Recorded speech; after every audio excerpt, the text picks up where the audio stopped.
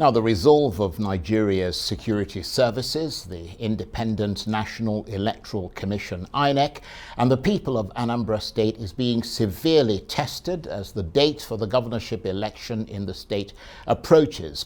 Dark clouds of insecurity are hovering over the southeastern state, with politicians suspending their campaigns, and some of them said to have gone into hiding, fearing the avenging wrath of the separatist group IPOB. And this amid deepening uncertainty over which candidates will be able to wade through the legal challenges in time to take part in the ballot. But the Electoral Commission has delivered a disturbing situation report, raising grave concern over the safety of INEC staff, voters and police during the election. There have been calls for the ballot to be temporarily put off. So what's likely to happen next? Perhaps never before in our history has the importance of election security in a governorship election been this urgent. It is in the light of these recent and seemingly escalating threats that the Commission has convened this emergency meeting. We will continue to work with the security agencies and in consultation with respected opinion leaders in Anambra State and the National Peace Committee to ensure that these hit-and-run attacks do not derail the electoral process. We wish to assure the people of Anambra State that the Commission is determined to proceed with the election as scheduled. And that's the chairman of the Independent National Electoral Commission. Well, for his assessment, I'm joined now in the studio by the lawyer and former Director of Legal Services at the Independent National Electoral Commission, INEC, Osaze Uzzi Oluwole. Thank you very much indeed for coming in. Thank you for having me. Good evening. So, to use your words, dark clouds converging over Anambra State just weeks before a crucial governorship election. Give us your assessment of the situation, first of all, from the Electoral Commission's point of view, because, I mean, it's looking increasingly threatening, isn't it? Yes, indeed. Regrettably, we have, the Commission has found itself conducting elections under extremely difficult challenging circumstances. Ordinary elections are complex activities, especially in countries such as ours, but it's made more complex by this seemingly threatening cloud hovering over preparations for the elections. We're barely 30 days to the elections. The election is November 7th, so barely 30 days away. And there's general insecurity. People also compare, well, you conduct elections under Boko Haram in 2015 in the northeast and things like that. Why should this be a problem? Well, it is a problem. We want a situation where people, to an extent, are guaranteed that they will not be harmed. They will not be in harm's way. Just purely for going out to vote. Just for going out to vote. So to exercise their civic duties, their civic responsibility, and to make their choice, which is central, the ethos of democracy is that people have a say. So they should do so. An election cannot be free, fair, and credible if you have very difficult circumstances and people are worried about going out to cast their votes. Turnout has not always been as high as we want it to be, but these are things that impact on turnout and definitely impact on the credibility of elections. It's just not for the electoral body itself, but also everybody, journalists going out to media, going out to cover events. The ad hoc staff that will have to be employed as electoral officials for that exercise. I'm sure you don't want your child or your ward to be exposed to such dangerous circumstances. So that's why there's a grave concern, great worry, because there appears to be a clear and present danger. But it is an enormous challenge for the authorities, though, isn't it? Because, I mean, here you are in the middle of a country that's not technically at war, and it is your job to secure the state and hold free and fair elections. So there will always be that temptation to proceed, but the concern and worry that things may go awry. I don't know whether it's a correction, but it's not INEC's job to secure the No, I'm not talking environment. about INEC, I'm talking about the state as well. the government. Absolutely. Yeah. It's the state's job to ensure that it's one of the primary responsibilities of states. Absolutely. That we live in such a conducive environment, and you cannot conduct elections. That's why it bothers INEC so much, and it's INEC at the forefront of things. That's why it set up this consultative committee with electoral security, generally security experts, so whose statutory responsibility and constitutional responsibility is to secure the state. So that's why it's in constant touch with them and in consultation with them. Look, we have a statutory duty to perform, we have a constitutional duty to perform.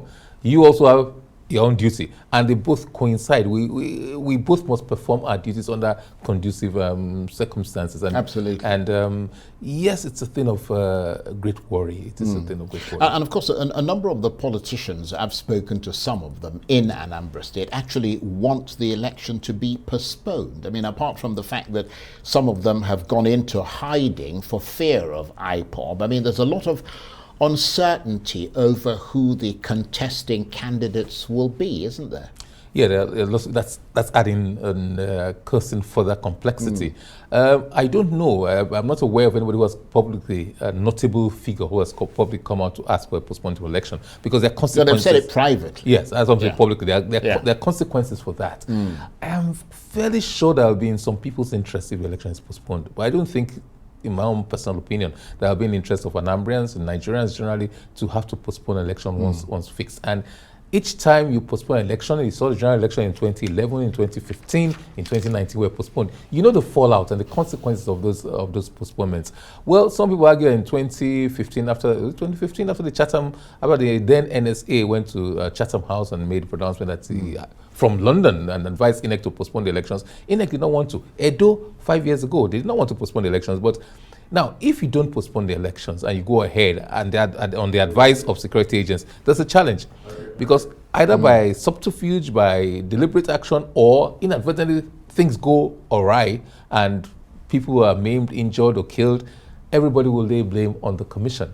But don't forget, we are governed by the constitution of the land, and there's a time frame within which INEC must conduct the elections and conclude it.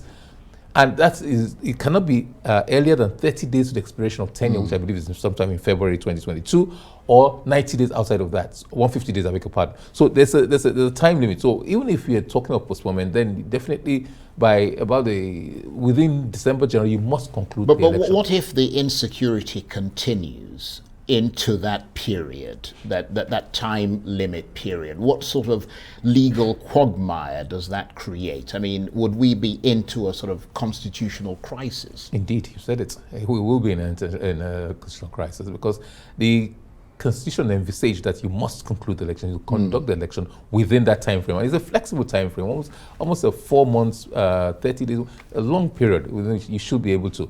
And what is the guarantee? And that question was asked a few years ago, both in Edo and in general elections. What is the guarantee that the security situation will improve to a convenient later date? There's absolutely no guarantee about that. But fortunately, for now, as far as I'm aware, none of the security agencies, none of the agencies charged with the responsibility of keeping the peace and maintaining law and order to ensure there's no breakdown, none of them has come out to say that we cannot handle the situation. Informally, we hear things that many of them are not uniform, many of them don't go out in the most streets of Anambra and things like that. But as far as I'm aware, none of them has come up to say, look, we cannot handle the situation. But of course, if somebody if IPOB, for example, says that people must stay at home on the day of the election, that throws up a problem, doesn't it? Major one. It does throw up a challenge, but I believe the security agencies should be in a position, maybe more deployment of men, personnel, and resources to ensure that those who venture out don't hijack the state, basically. I mean, the risk in that is that if only 1,000 people come out to vote, we'll be compelled to declare a result. The INEC will be compelled to declare results based on the number of people who turn out to vote. As long as the threshold is maintained, then the result will be declared. So you were, of course, Director of Legal Services at INEC for a time. You were also, I think you were Publicity Commissioner there as well. Director. And you are a lawyer. Yes. What would your advice be to INEC about what should happen next? I think they should do what they're doing now, consistently, persistently work very closely with the security agencies, try to persuade them, you can't compel them, to deploy more personnel, more resources, and actual deployment, and they should be deployed to areas of real need. Because while I was there was this controversy was always there that X agency says we deploy 30,000, the other one says 20,000, and on the day of election you don't see them on the field. And deploy early enough. From now on, there has to be a sense of safety. But even also from now. Intelligence. You've got to gather intelligence Absolutely. to know where the trouble spots This are. is part of the resources you have to deploy. In fact, intelligence, I think, is understated in terms of Preventing preventive stuff, tool. yeah. Yes, because I know that the Commission also uses some mitigation tools to early detection, because that's so critical. Early detection, gathering information formally and informally. And it's often passed on to stakeholders, especially security agencies. Of course, their discussions are usually classified for obvious reasons. And I believe that there's been a lot of contact. My contacts within the Commission says they are on top of the situation in terms of consulting and getting the buy-in of security. And there's a commitment and dedication from part of the security agencies to ensure that they deploy everything possible to ensure that the elections go ahead. Thank you very much indeed, Osaze Uzzi Oluwole, who is a lawyer and the former Director of Legal Services at INEC. Thank you very much indeed. Thank you for having me.